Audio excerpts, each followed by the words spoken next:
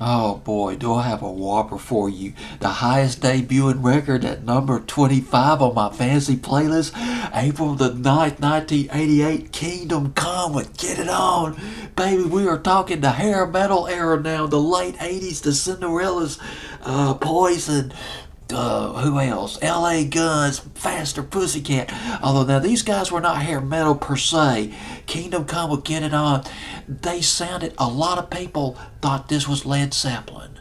That this was a Led Zeppelin reunion.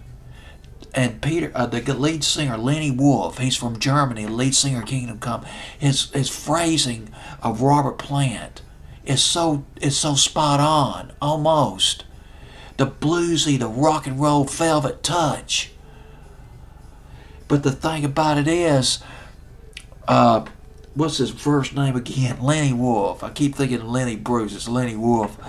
He claims that he never even heard of Led Zeppelin. That his influences were the Beatles and AC/DC. AC/DC during the band Scott era before I think he died on his own vomit or something like that. He was plastered the night before. This was in 1980. And I got to tell you that. Well, before I tell you about the critics, let me just go into this band. Lenny Wolf formed Kingdom Come.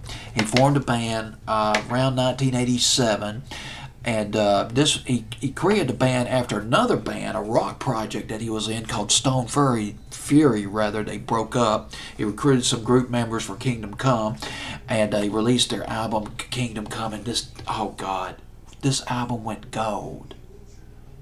Yes, it went gold the day it was released. It sold 610,000 copies.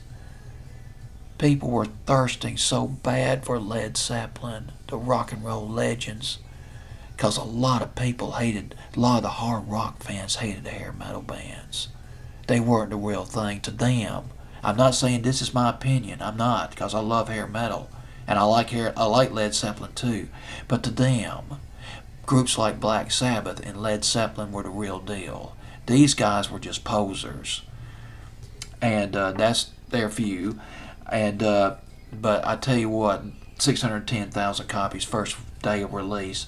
Most requested song on the album rock stations for 6 weeks. The album rock stations embraced this thing. They opened for the North American Monsters of Rock tour.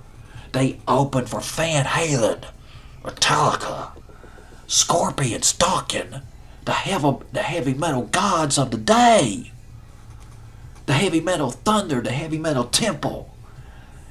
And there they are on the stage, the temple, the scintillating rock and roll bands back in the big 80s, baby. Kingdom Come. But boy, I tell you what, the backlash was intense. I mean, like I said, a lot of the hard rock fans and even some of the other rock bands just looked down on them. They said, these guys, they're clones. They're not real. They're just a bunch of clones. And that's true. They're not charting new territory, but Get It On was a fine rock and roll record. You just got to see it as that. That's the way I looked at it. They did put out another album in 1989, but it didn't do too well. Well, not as well as their first CD. It sold less than 500,000 copies in all. And they broke up in 1989. Kingdom Come. Get it on, baby.